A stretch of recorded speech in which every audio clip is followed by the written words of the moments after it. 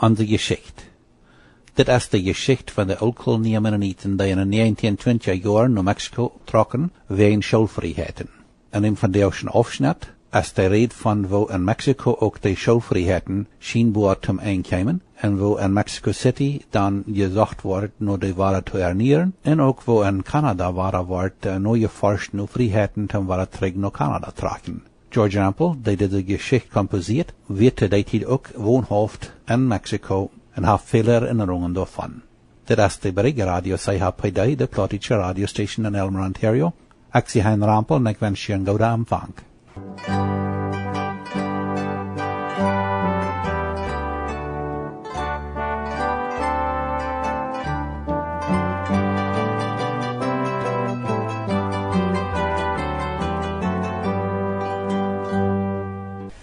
Onze Geschichte. Ditmal vertellen wir uns das erste Wort von der Bruderschaft während der scheinbar verlorene Schulvrijheden in Chihuahua, Mexico, und dann von der Oudkolonie ihren Vrijheidenzeichen in Kanada. Im Herbst 1935, am 7. November, wird dann endlich die versprochene Bruderschaft geholen. Nicht bloß von Trägtragen nach Kanada zu reden, so als viele Brüder dort durchüt haben wollen, aber Vorsteher in uns versichern, ob diese Bruderschaft auch mehrere Mal positive Berichte von Paraguay fertigstellen. Beides, von was da Vermehrlichkeiten sind für die Mennoniten und für wo die paraguayische Mennoniten sich all dort freien, wenn die Mennoniten von Mexiko ankommen wollen. Und auch von wo die deutsche Botschaft in Mexico City mit dem nur Paraguay tragen mithalten wollen, so wieder. Sie versichern erbastet auf die Bruderschaft. Die Brüder auf diese Bruderschaft für Paraguay zu interessieren. Aber da sind viel zu viele Brüder, die nicht von Paraguay hören wollen. Die wollen bloß von Kanada tragen geredet haben. Schließlich wird beschlossen, dass eine Delegation nach Kanada geschickt werden soll. Aber nicht eher Johann Peival, Peter Klassen, Abraham Dick und ich glaube auch Cornelius Schmidt. Und danach der Sommerfall der Vorsteher Johann Dick von Mexico City zurückgekommen sind. Diese 4 Männer oder 5 Männer sind nu in Mexico City in arbeiten da waren an der Lázaro Cárdenas Regierung mit der deutschen Botschafter taub und versuchen die zu überreden, dass sie den Mennoniten sollen die Schulvrijheden zurückgeben. Und ehe eine Delegation nach Kanada geschickt wird, wollen die Leiders doch erst weiten auf diese Männer vielleicht doch noch mit positive Berichte zurückkommen wollen. Aber Hugonatus sagt in einem Brief, bloß ein Wunder von Gott kann das noch bewirken, dass die Cárdenas-Regierung den Mennoniten die Schulvrijheden noch weiter zurückgibt. Und bald darauf, am 6. Dezember 1934, schrift Hugonatus an Vorsteher Gerard J. Rampel so. Die anderen Männer sind etliche Jahre zurück nach Hause gefahren, aber Johann Peival ist hier noch allein in Mexico City geblieben. Johann Peival, Hugonatus und Daniel Salas Lopez bleiben in Mexico City beim Arbeiten ganz durch die 1934 Adventszeit. Sie bleiben dabei, die Cárdenas Regierungsbeamte daran zu erinnern, dass Präsident Álvaro Obregón sich sehr bemüht hat, mennonitische Formen nach Mexiko zu kriegen, ihm zu helfen, die Ackerbauwirtschaft in Mexiko zu reformen. Und dass er das getan hat, weil sie wissen, dass er viel erfahrene Farmer aus dem Ausland importieren musste, um für die Tausende Familien, die er von den Großgrundeigentümern ihrem Land geben will, zum Kleinfarmer worden können, Exempelfarmer zu sein. Diese Männer erinnerten den Schulminister und andere Regierungsbeamte daran, dass die Álvaro Obregón-Regierung sich anfangs 1920er Jahren sehr bemüht hat, veel mennonitische Farmer von Russland und Kanada nach Mexiko hineinzukriegen. Und da wären wir für die kanadischen Mennoniten 1921 eine Delegation nach Mexiko gekommen, um versuchen eine Vereinbarung mit der Obregón-Regierung zu machen. Sie sehen, die Mennoniten ihre Delegaten hatten Álvaro Obregón angeboten, dass die oudkolonische Mennoniten in Kanada seine Einladung nach Mexiko zu kommen, ein Exempelfarmer zu sein, annehmen wollen, wann seine Regierung an wird, die Freiheiten geben, die ihre Gemeinde wünscht zu haben. En Alvaro Obregón seine Regierung hat den Mennoniten volle Schulautonomie und volle ökonomische Autonomie gegeben.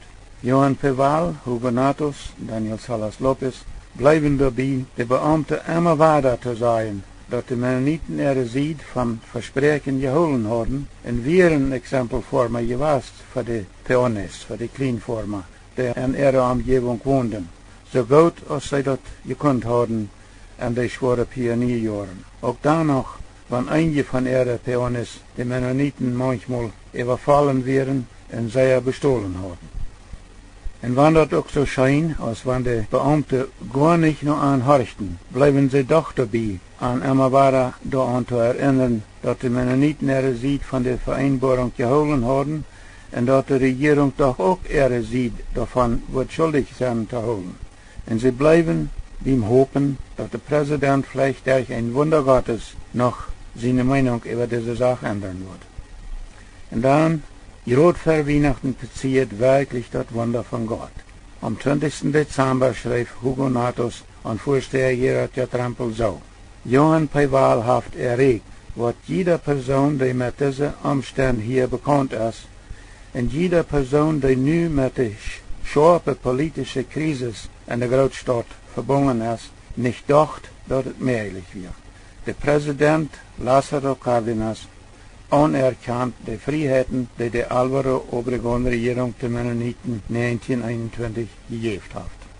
Johan Peval kreeg diese Nachricht noch gerade euer Reit wird um ein Haus fahren zu Weihnachten. Hugo Natos schrift in seinem Brief am 20. Dezember 1934 an Vorsteher Gerard Trampel so: Will sich nicht weit auf das Brief noch vor Weihnachten in Jüneheim gelangt, habe ich Peter Klassen, Abraham Dick und auch die Sommerfelder auf ihrer Siedlung von diesem Frauenereignis durch ein Telegramm benachrichtigt.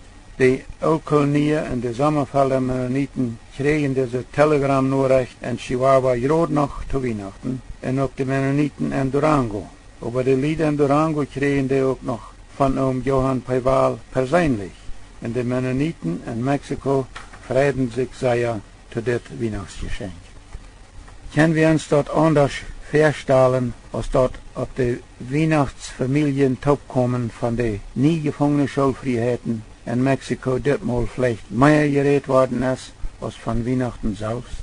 Hugo Natos schrift in seinem Brief am 20. Dezember auch noch dit: Ich habe gerade noch einmal durch einen Vertrauensmann im Unrechtsministerium feststellen lassen, dass die Schulfreiheiten tatsächlich oder tatsächlich von niem bestätigt worden sind von dem Präsident Lázaro Cárdenas selbst, und dass die entsprechende Anweisungen an die Bundesrechtsbehörden und die Staaten, Estados, Chihuahua und Durango, von der noch aufgehen sollen. Bald nach Weihnachten 1934 erfuhren die Mennoniten in Mexiko, dass die Schulministers von den Chihuahua und Durango-Regierungen und die katholische Kirchen ihre Leiders, weil all damit einverstanden wären, dass die Mennoniten sollen können ihre Schulen aufschließen und an ihre Sprache Schule holen. Aber sie wären nicht mit dem Präsident seine Entscheidung einverstanden, dass die Mennoniten sollen können Religion unterrichten an ihre Schulen, weil in den katholischen Schulen wird das noch immer streng verboten, Religion zu unterrichten. Und die Mennoniten, so dachten diese Lied, und wohl auch mit Recht, sollen doch nicht Freiheit haben zu lehren, was die Katholiken nicht lehren dürfen. Aber wenn die Mennoniten nicht selber ihren Katechismen in der Bibel brücken können, um an ihre Schulen unterrichten, dann sind sie dort doch noch nicht die Schulfreiheiten, die die Obregón-Regierung an 1921 gegeben hat. Mennonitische Schulen zu haben ohne Religion ist nicht zu reich worden.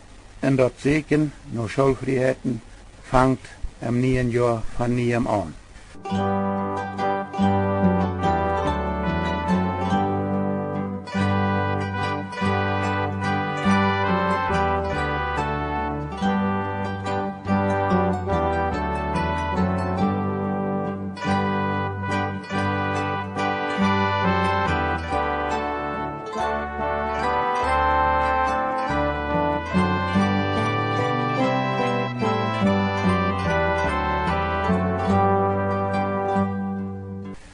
Unser Vorsteher merken die Entscheidung, nu eine Delegation nach Kanada zu schicken, dort noch weiter versuchen, irgendwo Siedlungsmöglichkeiten zu finden und Schulfreiheiten zu kriegen, so als dort am letzten Herbst auf Bruderschaft berät worden ist. Weil es aber gesagt wird, dass sie im Januar würden wenig anfangen können bei den Regierungen in Kanada, wurden sie sich einig, bis am Februar zu warten mit der Hand fahren. Jeden Abend am 11. Februar stehen Cornelius Schmidt von Scheindorf, Abraham Dick von Gnadenfeld und Vorsteher Gerhard J. Rempel von Blumenort und Quoctemuk am Suchen an und fuhren auf nach Kanada. Am 13. kamen sie Bad Juarez. Sie brauchten dort den ganzen Tag, am 14. mit ihrer Passerei zu worden, über die Grenze in El Paso zu kommen. Am 15. leiten sie sich in El Paso von einem D.C. Philip Marden Rot geben, über wo sie die Regierungslieder in Kanada am besten ankommen können, wenn sie die Frauen wollen, auf sie für die mennonitische Forma-Families vielleicht wo passende Siedlungsländer haben mochten, und ob sie die noch weiter die alle Schulfreiheiten würden geben können, die Föderalregierung der Russland-Mennoniten 1873 mal gegeben hat. Herr Philip Marden bot an, er wird seinen Rotverein in Einzelheiten abschreiben und dann den Verein nach einem bestimmten Hotel in Vancouver, BC, anschicken, wo die Delegaten Quartier nehmen wollen, wenn sie bei euch gekommen sind. Als sie das berät hatten mit Mr. Philip Marden, dann schnapperten sie in El Paso uit, wo und wo sie am billigsten Vorkarten kaufen können, nach Kanada fahren. Sie kauften Vorkarten oder Tickets, mit dem Zug von El Paso nach Vancouver, BC, nach Edmonton, Alberta, dann nach Regina, Saskatchewan, dann nach Winnipeg, Manitoba, und dann über St. Paul, Minneapolis und Kansas City zurück nach El Paso, Texas fahren. Diese Tickets kosten an jeder $75,75 US. Am 16. Februar fuhren sie auf nach Kanada ab.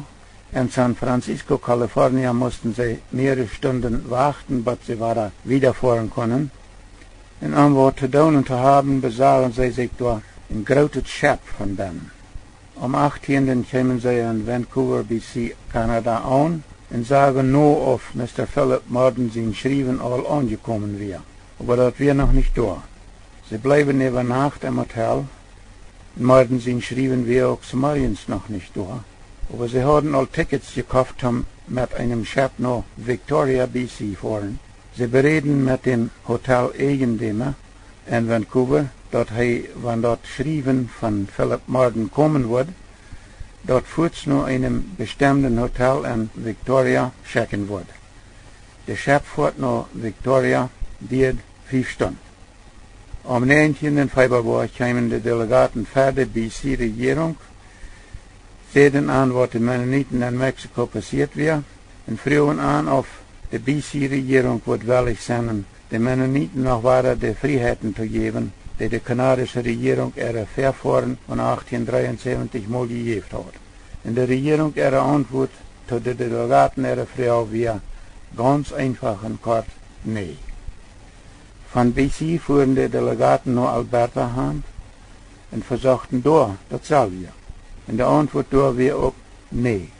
Dann versuchten sie dort erst in Saskatchewan und dann in Manitoba, und die Antwort an beide Provinzen wäre auch in Kortet nee. Von Winnipeg fuhren die Delegaten noch erst nach Ontario und dann nach Quebec. Sie brachten da auch ihr Anliegen für. In Ontario wäre die Antwort auch nee, aber in Quebec, wo man 1920 allem Bett interessiert gewesen wäre für feministische Formen, da wird die Regierung nicht ganz zu den Delegaten ihrer Frau nach Schulfreiheiten im Siedlungsland. Während die Delegaten in Quebec lüden, noch einmal für die Quebec-Regierungsbeamte kommen zu können, wird an da gesagt, dass einer von den Fürsten von der CPR, dieser Bundesgesellschaft, jeden mit anreden will, und dass der Mann sehr interessiert wäre, an zu helfen, mit der föderalen Regierung, die Mennoniten ihr Dilemma in Mexiko durchzureden. Aber nu weer aan groot gezegd worden dat de Quebec Settlement Minister met aan reden wil in Montreal, en zwar met den genannten CPR-officer Taub. Deze beiden mannen reden met de delegaten, de Mennoniten RLO, in aanleggen en meer Einzelheiten derg, en beide mannen schijnen oprechtig interessiert te zijn de Mennoniten te helpen. Aber am eng wie de Quebec-Regierung ihre Antwort diese. Wir wollen uns über jene Frau noch Schulfreiheiten besennen und dann die Leute weiten lassen, was unsere Entscheidung sein wird. Das die 2 Jahre, was diese Antwort von Quebec kam, und ihre Antwort wäre, Siedlungsland haben wir in Quebec für mennonitische Formen. Die sind hier sehr willkommen, aber volle Schulfreiheit in jene Sprache können wir ihnen nicht geben. Die würden hier in jene Schulen auch die englische Sprache lernen machen. Endlich wären die Delegaten noch über 3 Wochen zurückgekommen von Kanada nach Mexiko und ganz ohne positive Nachrichten.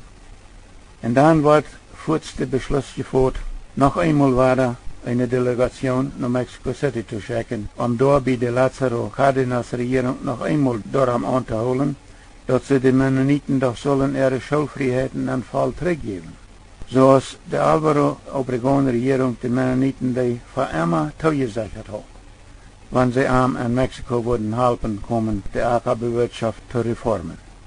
En of de president aan ihre Freiheiten schriftlich so teruggeven en verzekeren wordt dat de Chihuahua en de Durango-Regierungen die ook respecteren worden. Anfangs April 1936 wurden Cornelius Schmidt von Scheindorf, Abraham Dick von Gnadenfeld und Vorsteher Gerhard J. Rempel von Blumenort noch weiter einmal in Mexico City und Johann Peival von Patos Durango kommt auch bald noch dahin. Ditmal die Delegaten ihre Arbeit in Mexico City noch einmal 7 Wochen. Wir brechen hier für ditmal weiter auf. Nächstes Mal vertellen wir noch weiter mehr von wo der oldkolonische Vertreter in Mexico City 1936 im Fario bei der Föderalregierung noch weiter daran anhalten, dass der Präsident den Mennoniten ihre volle Schulfreiheiten noch weiter zurückgeben soll. Was nächstes Mal? Ich sehe George Rempel.